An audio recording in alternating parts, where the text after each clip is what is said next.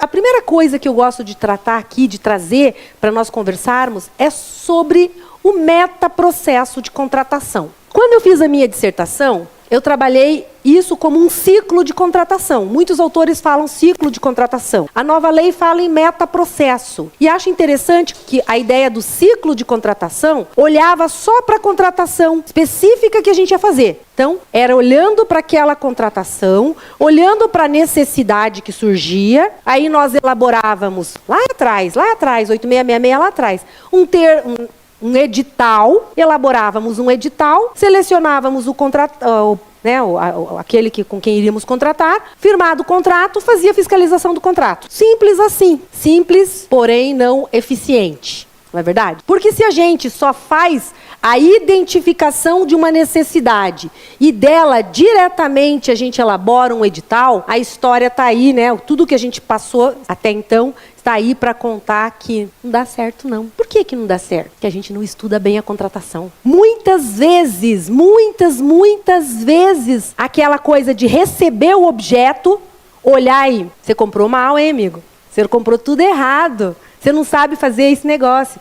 Culpa da licitação. Não era bem isso que eu queria. Quantas vezes, Júlio, você ouviu isso na vida? Não era bem isso que eu queria. Isso acontecia quando a gente identificava a necessidade e tão logo feito isso, autorização da autoridade competente para realizar a licitação, fazíamos o edital. Mas, com o passar do tempo, surge aí o debate sobre a necessidade de fazer um documento anterior à contratação, por meio do qual a gente ia avaliar as características da contratação. Então, algumas pessoas começaram a falar, gente, tem que ter projeto básico em todas as licitações, não é só para engenharia, não é só para obras e serviços de engenharia. Tem que ter projeto básico para tudo. Eu estava na consultoria, isso há muitos anos, não tínhamos o pregão ainda, tá? Ainda não tínhamos o pregão. E algumas pessoas já falavam na necessidade de um instrumento para estudar a contratação que deveria ser feita.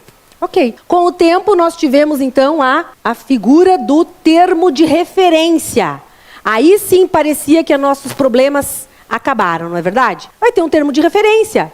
E o termo de referência vai detalhar a contratação com todos os seus aspectos. Gente, se a gente fizer um termo de referência bem feito, a gente não vai fazer a definição do objeto, as especificações, definir as exigências e o preço estimado da contratação e ainda por cima justificar cada coisinha dessas. A justificativa, ela nos obriga a olhar bem para o objeto e verificar, é isso mesmo? São essas as características? E a partir do termo de referência, então, nunca mais a gente teve problema, certo? Por que não? Não era essa a finalidade dele, não é? Resolver todos os nossos problemas com descrição do objeto, com exigências na licitação. O grande problema é que muitos termos de referência são meros Ctrl+C, Ctrl+V. E invenção da cabeça de alguém também. Tem gente muito criativa que inventa um monte de coisa ao invés de estudar a contratação, não é verdade? Eu já vi gente criando, digitando e falando alto, e eu só pensando, vai dar tudo errado, esse negócio não vai prestar, né? Então, o termo de referência deveria ter essa finalidade, né? E aí a gente começa a discutir, não, mas olhar só a contratação que eu vou fazer, veículos, por exemplo, aquisição de veículos, só aquela contratação de aquisição de veículos não tem se mostrado o suficiente. A gente precisa dar um passo atrás e olhar, e outro para o lado para não pegar a luz aqui, um passo atrás e olhar não a contratação que eu vou fazer, mas ela no contexto de todas as outras contratações que com ela possam fazer interface, ou seja, estar relacionadas a ela. E aí eu dou aquele passo mais amplo e olho aquelas contratações para ver quantas vezes eu vi acontecer, gente. Faz a contratação de uma etapa que tem que dar certo para ser, por exemplo, aplicada numa outra contratação de uma obra. Elas não andam juntas. Elas não estavam alinhadas, contratou-se uma sem olhar para a outra. Fez o cronograma de uma sem relacionar com o cronograma de outro. E eu já vi elevador ser comprado e a obra não estar pronta ainda. E aí fica o elevador parado lá e a garantia como é que fica? E a montagem como é que fica? E a deterioração como é que fica? Né? E a certeza de que aquele negócio funciona bem porque eu não posso dar um termo de recebimento definitivo? Como é que fica? Então, a ideia de fazer o ETP, esse estudo técnico preliminar, é uma ideia que nos faz, se a gente cumprir, ela vai nos obrigar a olhar a contratação mais de longe, ampliando a nossa visão, buscando outras alternativas no mercado, inclusive para a solução que nós precisamos. Aquela contratação sempre serve para alguma coisa que nós temos um problema e precisamos solucionar, né?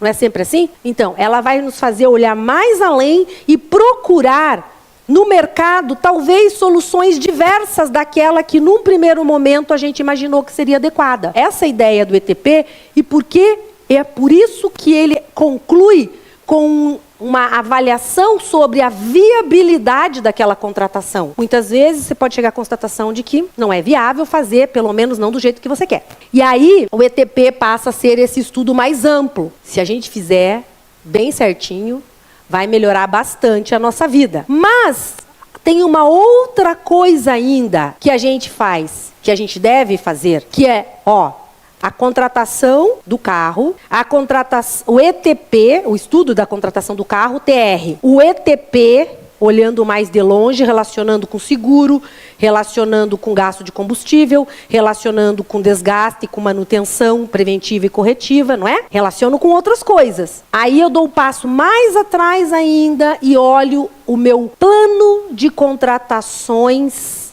anual, que deve estar alinhado com o meu plano estratégico, que é muito mais amplo, não é?